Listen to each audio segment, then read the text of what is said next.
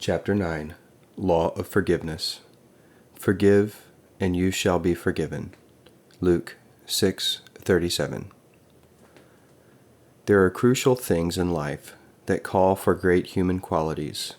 Our present fear is that man will not be big enough to meet the demands of the day. A lack of large character equipment is a real peril at all times. It is here and now that the world needs the help of a master such as Jesus, the Christ. Jesus taught bigness of character to his followers. With such bigness within himself, he was more than a preacher. He was a teacher supreme. He not only pointed the way, but he went forward and showed the way. In the hours of great stress, he showed himself mightier than Pilate, the governor of all Judea, or Caiaphas, the high priest, and head of the church, or any and all of the accusing scribes and Pharisees. It is true that for a moment they had power over his body and tried him and condemned him to be crucified, the maximum sentence that could be given anyone. But through it all, his mind and spirit commanded them. They dragged him through the streets, bound as a prisoner. They nailed him to a cross on the hill of Calvary. But he, looking down upon them and seeing their smallness of mind, cried out, "Father, forgive them, for they know not what they do." A man who is great enough to forgive is always greater than the forgiven. He is superior. He is greater than his adversary. Peter, the disciple, was greatly perplexed one time while listening to one of the many lessons of the Master. He raised the question which is the basis of this lesson. Turning to Jesus, he asked, "Lord, how often shall my brother sin against me and I forgive him? Until 7 times?" Now this was a generous gesture on his part, for the Jewish law which he had known allowed a man to be forgiven 3 times. This was more than twice the grace that the law allowed. So Peter must have felt the Lord would be pleased with his extension of forgiveness. But he found himself more perplexed when Jesus answered, "I say not unto thee until 7 times, but until 70 times 7. Such a period would be indefinitely. So by that answer there are no limits or restrictions to the Spirit of graces. The quality of forgiveness must be as limitless as faith, hope, and love. The teaching of Jesus in reference to man's power to forgive sins are, I believe, among the least understood of all the commands. As a rule, there is a separation made between sin and its many effects. When a man sins, we have been taught to think that this was a job for the minister, and so he is called to pray for the sinner.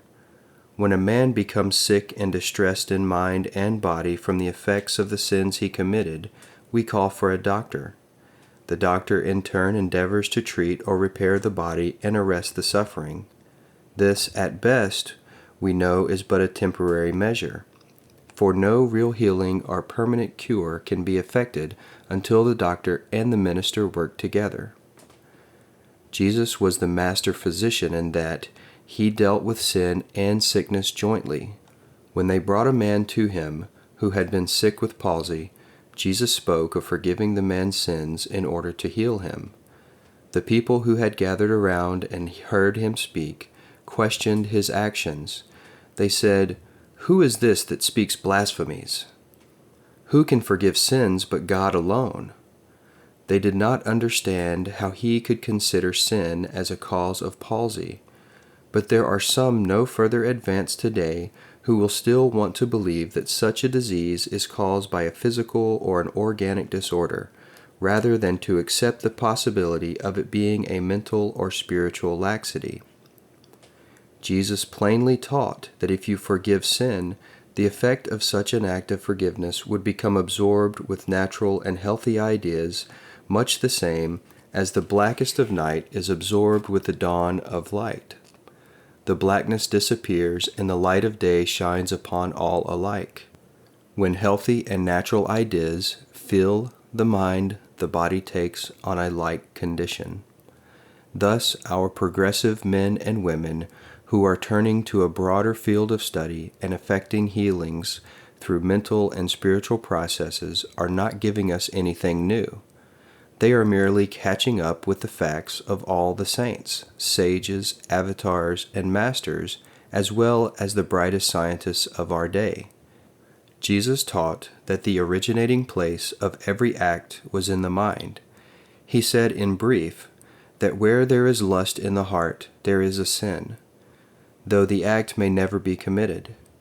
At another place, he speaks of the origin of sin being in the mind first, before the act is committed. For from within, he said, out of the heart of man proceed evil thoughts, adulteries, murders, thefts, deceit, blasphemy, pride, foolishness. All these evil things come from within, and they defile the man. Scientists accept the truth that the body of man is moved by the mind, that all its functioning is governed by a ruling thought, whether that thought is subjective or objective, whether it is conscious or unconscious. Those who study the mental processes find that all the conditions of the body are created or caused by the mind. It is known that creation in any and every form is governed by and subject to a law. Hence, when one misuses, inverts, or violates a law, this mistake is called a sin.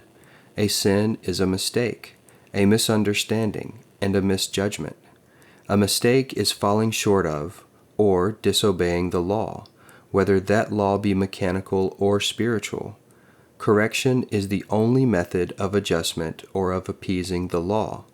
Thus, repentance and forgiveness are the only means available to alter and correct the mistake. They are the only means of liberating man from suffering the painful consequences of a mistake. They are the only means that will enable him to become in accord or in harmony with the law. Forgiveness of sin means that we must forgive, forsake, and forget that thought or person or condition which prompted the sin. It means to abandon or let go of the thing you ought not do. To abandon or release the wrong thoughts or idea is to be absolved and liberated from its sinful effects. Forgiveness is the first requirement which permits man to be in harmony with the law of his being. Who can tell what the law is? We may ask.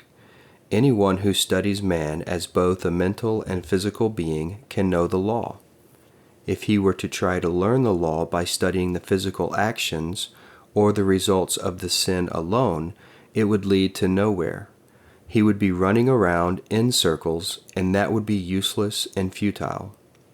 If he will go deeper and study the causes and that which prompted the sin, he will get results. He must analyze the case and search for some harbored, hidden, and forgotten shock or condition that would have caused the illness.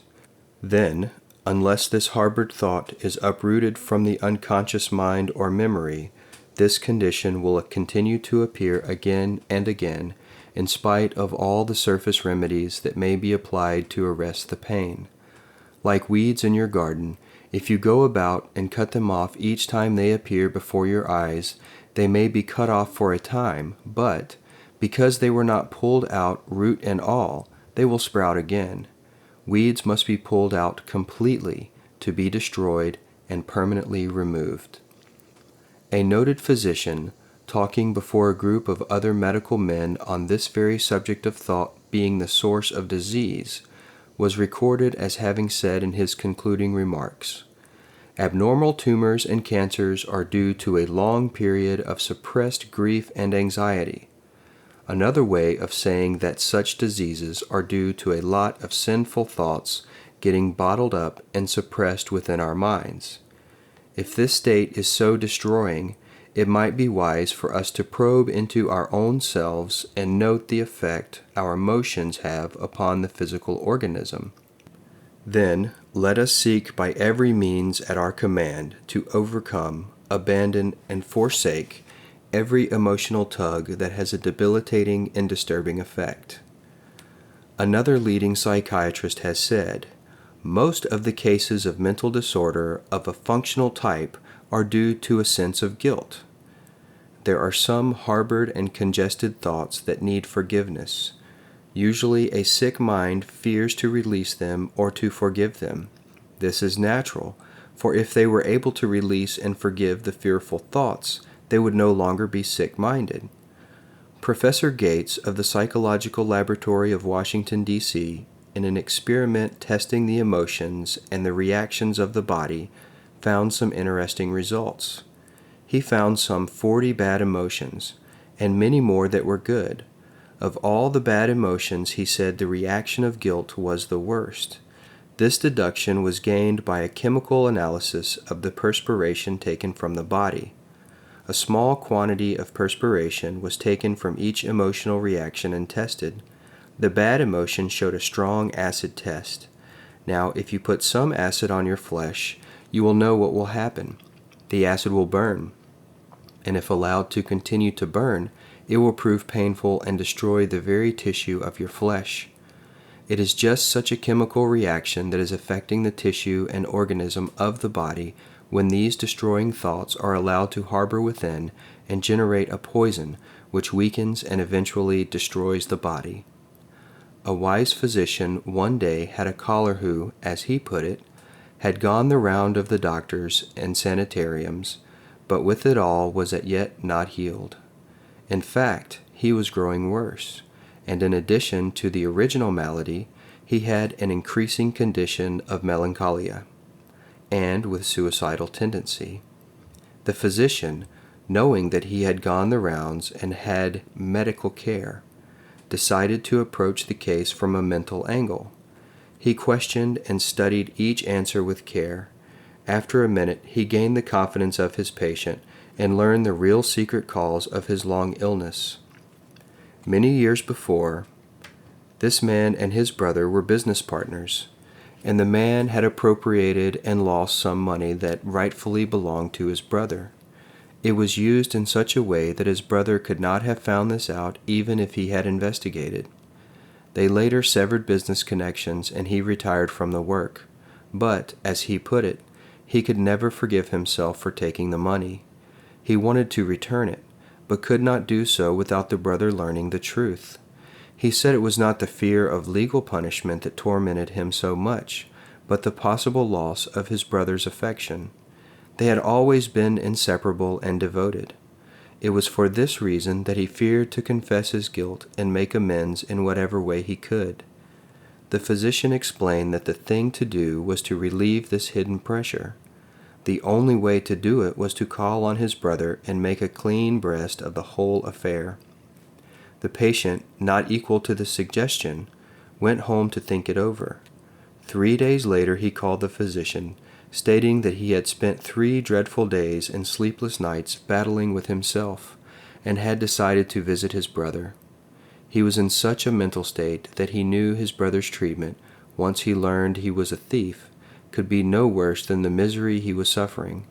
He told his brother the story, and to his surprise, the brother threw his arms about him and rejoiced with him that it was cleared from his mind. It was a joyful time for them, for that cloud, the only cloud in their lives, had disappeared. The skies were clear again, and the restoration of the health of the patient was miraculous to those who did not understand what had been cleared away. Through repentance and forgiveness, the man was able to do as Jesus had commanded the woman he was called upon to judge. "Go thy way and sin no more." The rooted sorrow had been plucked from his memory. His mind was free to think on healthy, happy, and joyful thoughts. This allowed his body to be quickly healed. To some, it may have seemed like a miracle, but not at all. It was a natural law operating in a natural, unrestricted way. Facing such indisputable facts, we can understand more fully why Jesus so often spoke of forgiving sin. He knew the law of forgiveness, and he knew how vitally important a part it played in every man's life. The more we study it, the more amazed we become at its simplicity and accuracy of fulfillment. We are to forsake, for as Solomon tells us, a sin forsaken is a sin forgiven. To forgive, to release some part of our disposition that is not an asset nor a pleasure to others around us. In turn, we are repairing the breach where we have missed the mark, made a mistake, or sin. Weeds do not remove themselves in time. Instead, they will increase and grow stronger until they choke out the flower. The same thing is true of our sinful thoughts. In the garden of our memory, they must be plucked out, cast out, and destroyed so that only flowers of healthy and happy thoughts may grow. A man may have the habit of excessive drinking and is not only miserable within himself, but causes much unhappiness in his home. He desires to overcome the sinful habit. He is given every aid from his friends and loved ones to help him resist the desire and the craving for drink.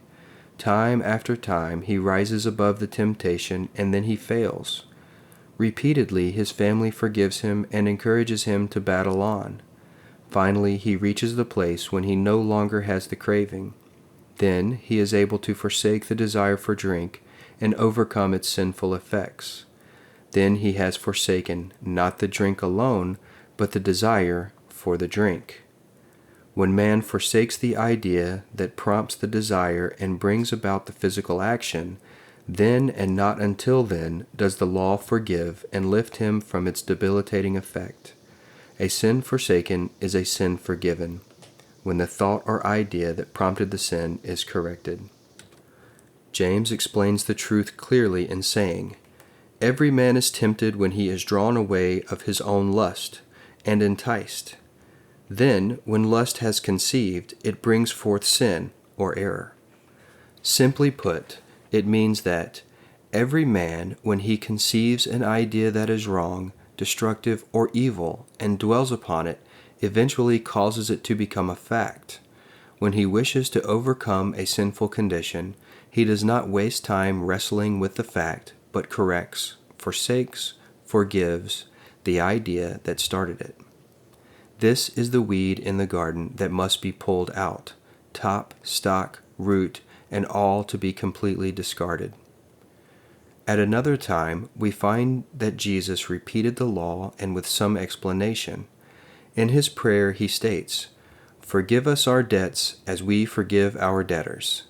This is a perfectly reasonable proposition. As we forgive those who transgress against us, so shall we be forgiven of our transgressions. This law has followed us down through time, and today we speak of it as though it were something new. We call it modern psychology. The law reads that certain ideas must be dissolved and cleared with the mind in order that other ideas or new ideas of a different character may replace them. It may be explained as a bottle that is already full, which must be emptied before it can be refilled or added to. Jesus spoke of it when he said, "Neither do men put new wine in old bottles, else the bottles break." For example, if you hold in your mind that someone has wronged you or has treated you unjustly, you cannot be free from your wrongdoings or injustice so long as you hold that thought in your consciousness. Often people complain that they do not understand clearly or get the illumination of spirit as others have testified. You need only to search your memory to find the cause. If you do not get the understanding you expect, first search your mind for lurking, unforgiving thoughts that have been tucked away from your notice. Is your thought realm filled with resentment that you may hold against some person or condition? Have you a feeling that you have been slighted by this person or that one? The law reads, "If ye forgive not their trespasses, neither will your Father forgive your trespasses." We make the conditions for ourselves as we meet the demands of the law. Some people ask if we believe in canceling monetary obligations of those who owe us, or literally, should we cancel the debts of our debtors? There were a number of people in the past months who have made the front page in the newspapers because they wrote off their books with receipts in full to all who owed them. Did this eliminate the debts? Well, the debtors were loud in their praises for such a generous soul, but they came right back to do more business with the grocer or the butcher and ask them to charge it. In other words, They were glad to be relieved of the debt charged against them, but they knew no different than to return and open a new account. The answer is that so long as we believe in the necessity and reality of debt, such debt will continue to endure. So long as we believe in debts, we shall get into debt and continue to collect all the burdens and headaches that come with them. He who does not, in his own thought, release all men who owe him, stands liable himself to fall into debt. If we send receipted bills to all who owe us, would that relieve us from the burden of debt? No. The signing of the receipts does not erase the idea of debt from our minds. First, we must erase from our minds the thought that anyone can owe us anything. This, then, will bring us into a clear atmosphere in which we sow seeds or ideas of abundance for those who are indebted to us. In this way, the debtors will find their minds more fertile soil to bring forth thoughts of abundance. When they catch the spirit of the free-flowing thought of plenty, they will be happy to pay their debts, and all that is justly ours will come to us cheerfully. In other words, when we free our minds from all thoughts of debt and try to realize more and more the presence of plenty, we shall soon be strong enough to reach out and realize abundance for our debtors. As they are lifted up from the thoughts of limitation and lack, they will attract more and more substance with which they can pay their bills. In this way, and only in this way, can debts be permanently canceled. Through applying the law of forgiveness, both parties concerned will be lifted from a debt consciousness to a prosperous consciousness, and prosperity and plenty shall abound. Everyone must at some time walk the path of forgiveness. We must learn to live this law. It must be important, for the Master taught that there was no hope of forgiveness for the unforgiving. Only as we forgive are we forgiven. We must put forth the first effort.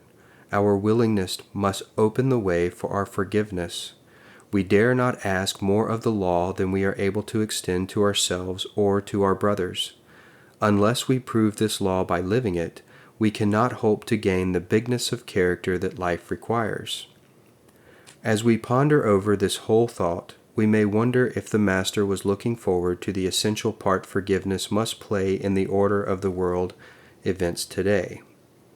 The truth runs deep into everyday life. When we recall the rivalries that prevail in almost every shop and office, when we see the jealousies that divide the neighborhood, when we observe and feel the envies both scholastic and professional, when we have strife and discord in our own homes, we see the solemn, though simple teachings of forgiveness strike deeply into your life and mine.